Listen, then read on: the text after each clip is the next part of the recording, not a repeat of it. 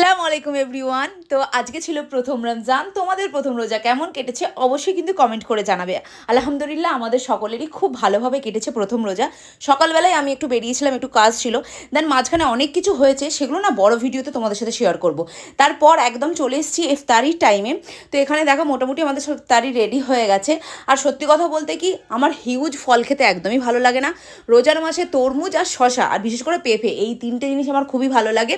Common জিনিস সেগুলোই রয়েছে। আর এই যে ভাজাগুলো যেগুলো দেখছো ওগুলোও আমি তৈরি করেছি।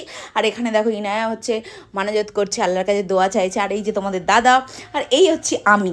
আর হ্যাঁ হ্যাঁ, টিপটা খুলতে ভুলে গেছিলাম, কমেন্ট করে মনে করে দেওয়ার কিছু নেই।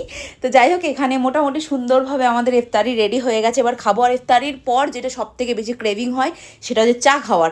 আচ্ছা, তোমাদের ইফতারির পর কী খেতে বেশি ইচ্ছা করে অবশ্যই জানিও। তারপর ইনায়াকে নিয়ে পড়াতে বসে গেলাম, কারণ ইনায়ের এখন ফাইনাল এক্সাম চলছে।